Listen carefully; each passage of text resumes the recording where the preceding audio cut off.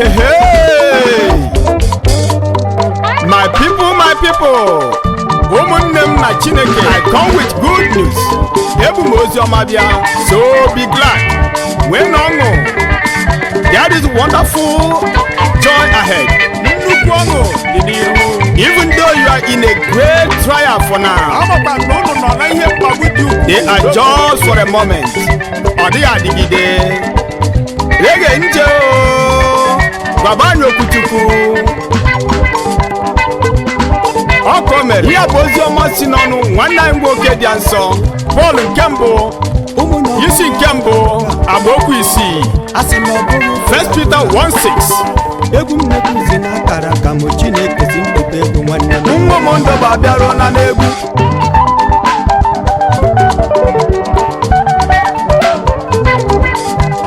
Ege Mezaya ihe ọ bụ ọzọ makwa na new one be this. Yes, so this is to intimidate coronavirus and nullify its venom upon mankind.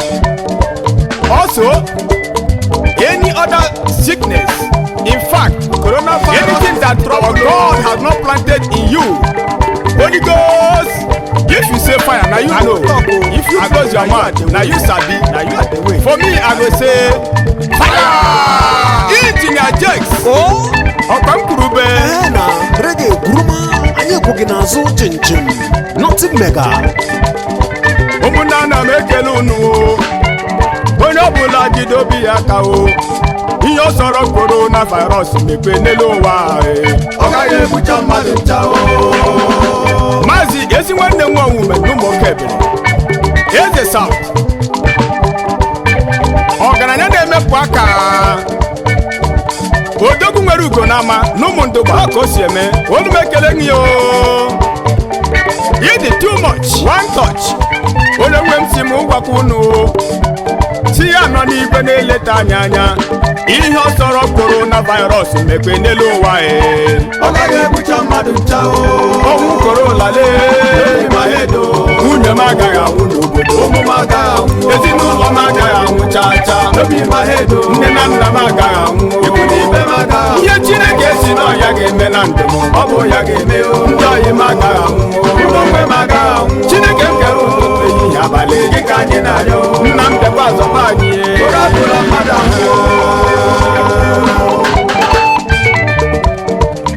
Yes, my people, wherever you are, I say put all your hope in God.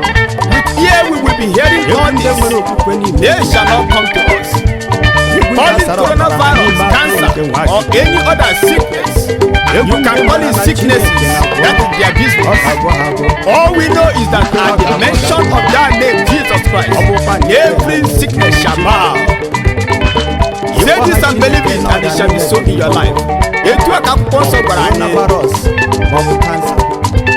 They can only bruise our heel, but our God says, surely He will bruise his head, and so shall it be. If you are already sick of any kind, He says in Exodus chapter 23, verse 24, I am the Lord that healeth thee, and I will take away sickness from you. If you are not sick, for now, He says, I will drive away the northern army.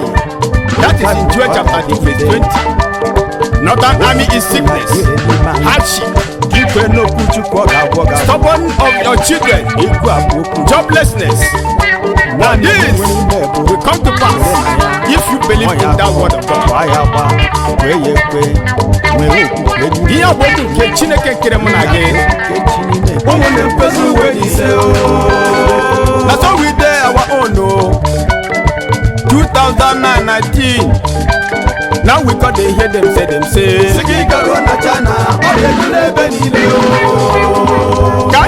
ka na-ekwu echekwa ma ọ bụ ọgụ nne na-agbara nwa ya ka ụwa niile tụkọta ero ka mara ife a ga-eme ka ọ ghara ifesa ụwa niile nwanne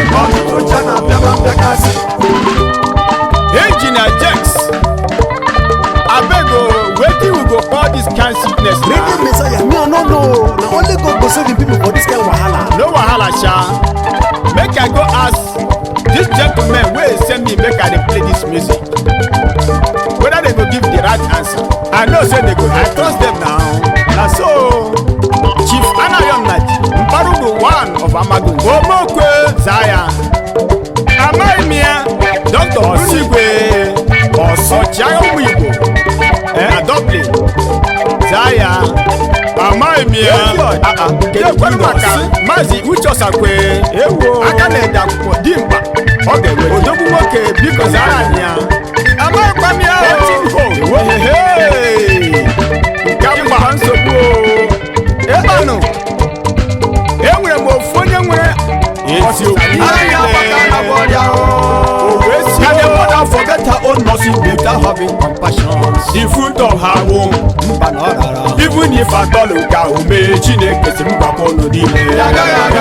Chineke adi agaripo. Chineke adi agaripo.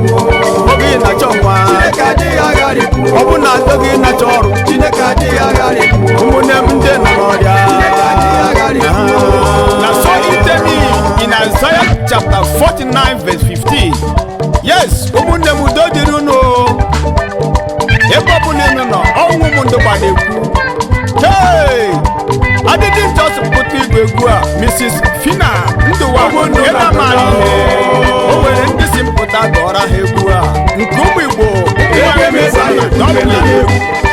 Chief Philippa Wuzie, Martin James, Ake Puchoma one of Namumogwa, Elem Lolo, Esther, Ojugo Wine, Owikabu Makadio, Mazi Marcelo Koli. Yesi nwoke si mfumeje Oruba not Anambra State ni boy mo Akana bubo Chineke ga-alọrọ anya Onye Mazi osi na-atasie mu Osi power Ngi n'ori akụkị o Angela atasie mu Ọnụ Imo unu si eje Kedu n'Imo State Rege Messiah na-ekele unu o